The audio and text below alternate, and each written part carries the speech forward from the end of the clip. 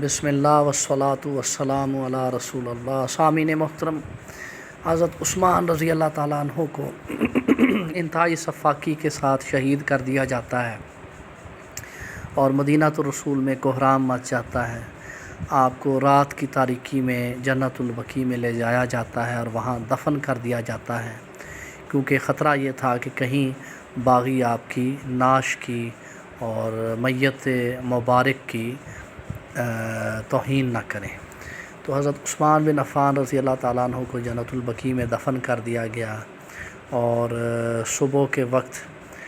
تمام اہل مدینہ نے، جن میں اکابر صحابہ اور ان کی اولادیں تھیں، انہوں نے ان حالات کو پیش نظر رکھتے ہوئے امیر المومنین امام المتقین حضور مولا علی علیہ السلام سے یہ درخواست کی کہ وہ مسند خلافت سنبھالیں۔ لیکن حضرت علی المرتضیٰ علیہ السلام نے ہمیشہ کی طرح اثار کا مظاہرہ کرتے ہوئے اور دنیا سے بے رغبتی کا مظاہرہ کرتے ہوئے آپ نے انکار کیا اور فرمایا کہ کسی اور کو خلیفہ چن لو۔ دراصل یہی وہ نقطہ ہے جس کو سمجھنے کی ضرورت ہے۔ امیر المومنین امام المتقین علیہ السلام کا یہی طرز عمل رسول اللہ صلی اللہ علیہ وسلم کے وصال اطہر کے بعد تھا۔ حضرت عباس رضی اللہ تعالیٰ عنہ اور ابو سفیان نے جب آپ کو یہ پیشکش کی اور آپ کے سامنے یہ عرض کی کہ آپ ہاتھ بڑھائیے، ہم آپ کی بیعت کرتے ہیں اور آپ کو خلیفۃ المسلمین کے طور پر منتخب کرتے ہیں، تو امیر المومنین امام المتقین علیہ السلام نے اس سے انکار کر دیا۔ تو یہ بات بڑی آسانی کے ساتھ سمجھی جا سکتی ہے کہ امیر المومنین امام المتقین علیہ السلام کی جو شخصیت ہے وہ پیغمبر اسلام علیہ السلام کے بعد امت مسلمہ میں سب سے بڑھ کر صاحب علم ہے اور صاحب تقوی ہے، اور اللہ اور اس کے رسول صلی اللہ علیہ وسلم کے محب بھی ہیں اور محبوب بھی ہیں۔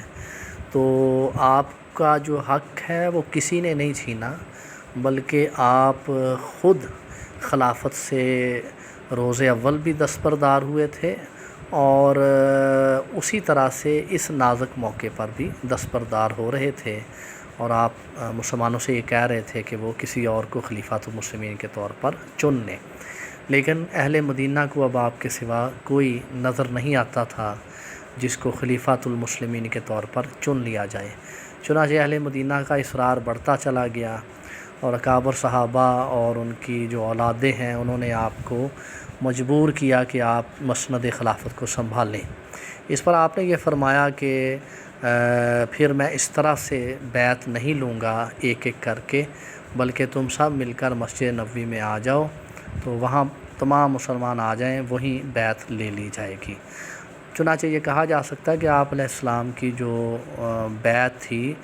وہ دیگر تمام اصحاب سے قطعی مختلف، جداگانہ، منفرد اور تقوی کے لحاظ سے سب سے زیادہ اعلیٰ اور اولیٰ تھی۔ تو بیعت لینے کے بعد خلیفۃ المسلمین حضرت علی المرتضیٰ علیہ السلام نے سب سے پہلے ان باغیوں کا جو جائز مطالبہ تھا اس کو پورا کرنے کی ٹھانی کہ جن گورنروں کی چیرہ دستیوں کی وجہ سے نوبت یہاں تک پہنچی کہ حضرت عثمان رضی اللہ تعالیٰ عنہ کو ناحق شہید کر دیا گیا، تو آپ نے باغیوں کو عہدوں سے سبکدوش کرنے کا فیصلہ کیا۔ چنانچہ آپ نے مصر کے گورنر کو، کوفہ اور بصرہ کے گورنروں کو اور شام کے گورنر کو معزول کرنے کا حکم نامہ جاری کیا۔ اس پر شام کا گورنر اس وقت یزید کا باپ معاویہ ابن ابی سفیان تھا۔ اس نے بڑی ڈٹھائی سے نہ صرف حکم ماننے سے انکار کر دیا، بلکہ اس نے لوگوں کو بغاوت پر بھی اکسانا شروع کر دیا۔ یہ بات بڑی تفصیل طلب ہے، لیکن ہم انشاءاللہ کسی اور موقع پہ عرض کریں گے۔ یہاں مختصراً صرف اتنا بتاتا چلوں کہ امیر شام نے، جو کہ دراصل اس کو امیر شام بھی نہیں کہنا چاہیے، غریب شام کہنا چاہیے، کیونکہ امیر وہ شخص ہوتا ہے جسے دل کا غنا حاصل ہو اور غریب وہ شخص ہوتا ہے جو کسی اعلیٰ اور مخلص دوست سے محروم ہو۔ تو اس نے امیر المومنین امام المتقین علیہ السلام کی صحبت اور رفاقت کو اختیار کرنے کی بجائے دنیا داروں اور عیار اور شاطر اور لالچی لوگوں کی صحبت کو پسند کیا اور ان کے ساتھ مل کر مملکت اسلامیہ کے خلاف سازشیں تیار کرنا شروع کی۔ اس حکم عدولی کا نتیجہ یہ نکلا کہ مسلمانوں میں دو گروہ بن گئے۔ یہ جو ساری تمہید میں نے عرض کی، یہیں اسی نقطے پر آپ کو لانے کے لیے عرض کی تاکہ سارا پس منظر آپ کے ذہنوں میں ہو اور آپ بخوبی یہ سمجھ سکیں کہ وہ کیا وجوہات تھیں کہ جن کی بنیاد پر مسلمانوں میں فرقہ واریت کا آغاز ہوا اور بنیادی خامیاں شیعہ حضرات میں کیا ہیں۔ جب تک آپ اس پس منظر کو نہیں جانتے اس وقت تک آپ یہ نہیں سمجھ سکتے کہ اہل سنت کہاں کھڑے ہیں اور شیعہ حضرات کہاں کھڑے ہیں۔ تو بہرکیف حضرت علی المرتضیٰ علیہ السلام کے حکم کو سرے سے ماننے سے انکار کر دیا گیا، بلکہ یزید کے باپ نے الٹا حضرت علی المرتضیٰ علیہ السلام پر حضرت عثمان رضی اللہ تعالیٰ عنہ کی جو شہادت ہے اس کا الزام لگا دیا، اور حضرت نائلہ رضی اللہ تعالیٰ عنہ کی کٹی ہوئی انگلیاں اور آپ کا جو خون آلود قمیض مبارک تھا وہ مسجدوں میں، شام کی مسجدوں میں اور دمشق کی جامع مسجد میں لہرایا جاتا اور لوگوں کو انتقام کے لیے ابھارا جاتا۔ تو شام کے لوگوں کو مذہبی اشتعال خوب دلایا گیا، یہاں تک کہ ان کو خلیفۃ المسلمین حضور مولا علی علیہ السلام کے سامنے لا کھڑا کیا گیا۔ یہ جو جنگ ہوئی اہل حق اور اہل باطل کے درمیان، اسے جنگ صفین کے نام سے جانا جاتا ہے۔ اس جنگ میں حضور مولا علی علیہ السلام کی طرف سے اکابر اور جید صحابہ نے حصہ لیا، جن میں بطور خاص حضرت عمار بن یاسر رضی اللہ تعالیٰ عنہ کا نام ہمیں ملتا ہے، جو کہ ایک علامت تھی حق پہچاننے کی۔ اور ان کے علاوہ آپ کہہ لیں کہ اہل تصوف کے امام اور تمام صوفیہ جن کی عقیدت اور محبت کا دم بھرتے ہیں اور جو نبی علیہ الصلوۃ والسلام کے صحابہ کے لیے بھی قابل رشک تھے اور جن کا ذکر خصوصی آقا علیہ الصلوۃ والسلام نے بھی صحابہ اکرام کے سامنے کیا، یعنی حضرت خواجہ اویس کرنی رضی اللہ تعالیٰ عنہ بھی حضور مولا علی علیہ السلام کی طرف سے اس جنگ میں شریک ہوئے، اور اس جنگ میں حضرت عمار بن یاسر رضی اللہ تعالیٰ عنہ بھی شہید ہوئے اور حضور خواجہ اویس کرنی رضی اللہ تعالیٰ عنہ بھی شہید ہوئے۔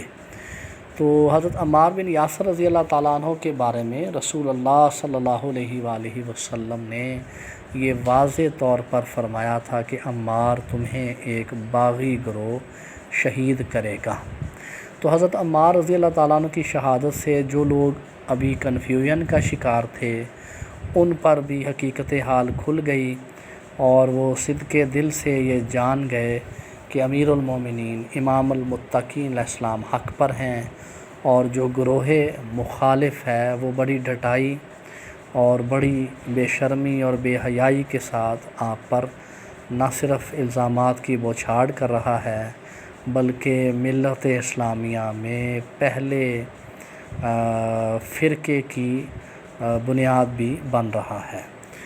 ناظرین محترم و سامعین کرام، مسلمانوں میں اس سے پہلے فرقہ واریت کا کوئی تصور نہیں تھا، لیکن جنگ صفین کے نتیجے میں مسلمانوں میں دو گروہ پیدا ہو گئے۔ ایک گروہ جو کہ حضور مولا علی علیہ السلام کے ساتھ تھا اسے شیعان علی کہا گیا، اور دوسرا گروہ جو معاویہ ابن ابی سفیان کے ساتھ تھا اسے شیعان معاویہ کہا گیا۔ اگر ٹیکنیکلی بات کی جائے تو دونوں طرف کلمہ گو تھے، مسلمان تھے جو اللہ اور اس کے رسول اور ارکان اسلام کو مانتے تھے، لیکن اگر دل کی نظر سے دیکھا جائے اور حقیقت حال کو مد نظر رکھا جائے تو ہمیں یہ بات بڑی آسانی کے ساتھ سمجھ آ جاتی ہے کہ ایک طرف اہل حق تھے اور دوسری طرف اہل دنیا تھے۔ حق والوں کے سامنے دنیا کے لالچی لوگ کھڑے تھے جن کو عہدوں سے اور امارت سے اور مسند حکومت سے دلچسپی تھی، اور ان کو اسلام سے اور پیغمبر اسلام سے اور شاعر اسلام سے کوئی خاطر خواہ تعلق اور محبت نہیں تھی۔ تو اس موقع پر میں یہاں رک کر یہ عرض کرتا چلوں کہ اہل سنت میں سے خاص طور پر برصغیر پاک و ہند میں بریلوی، دیوبندی اور وہابی لوگ گمراہی کا شکار ہیں۔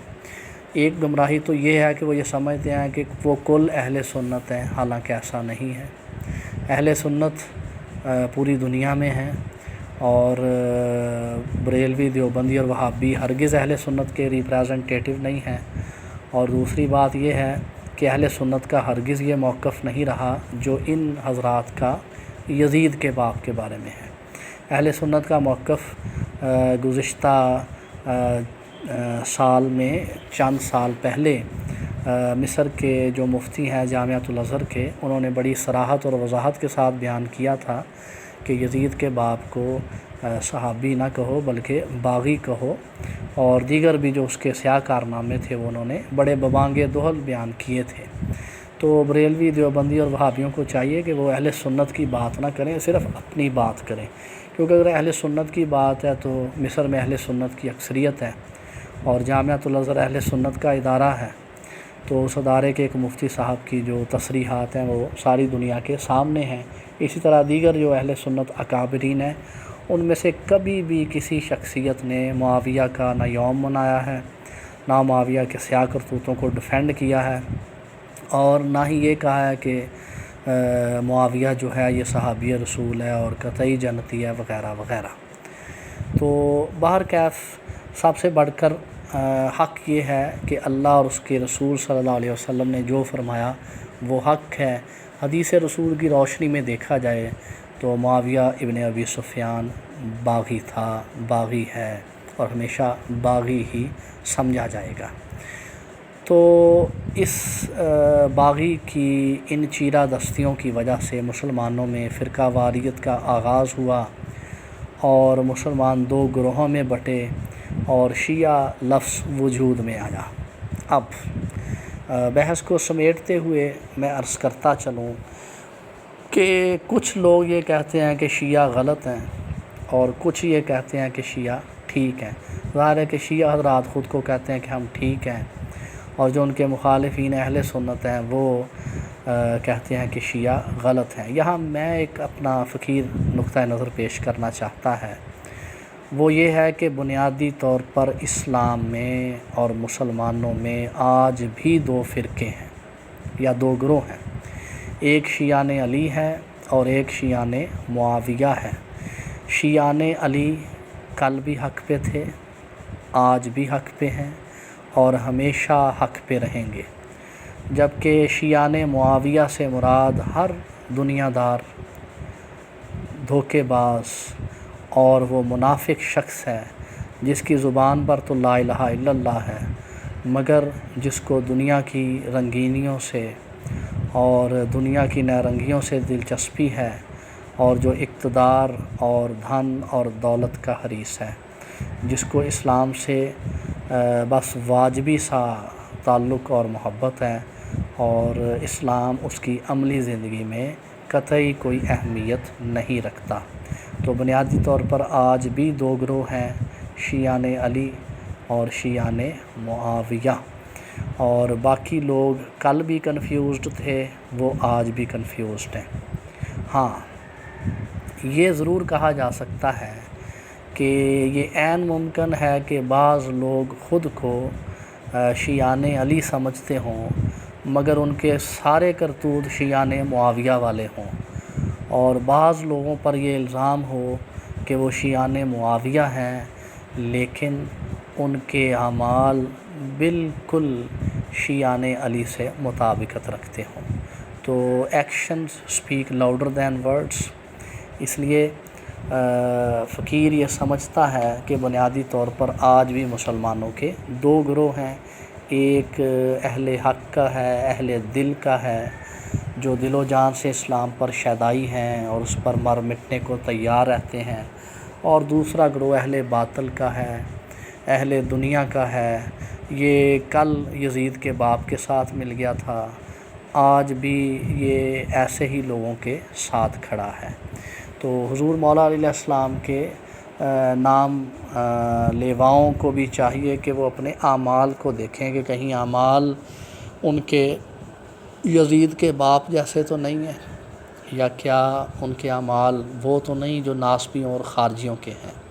اگر ان کے اعمال ویسے ہیں تو پھر ان کو بھی اسی صف میں شمار کیا جائے گا، نہ کہ شیعان علی سمجھا جائے گا۔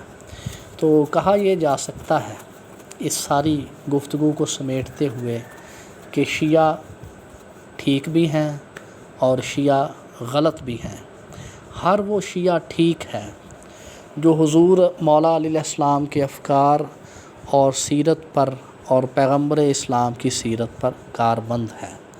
اور ہر وہ شیعہ آج بھی غلط ہے جو پیغمبر اسلام اور حضور مولا علیہ السلام کے افکار اور نظریات اور کردار کے مطابق زندگی نہیں گزارتا۔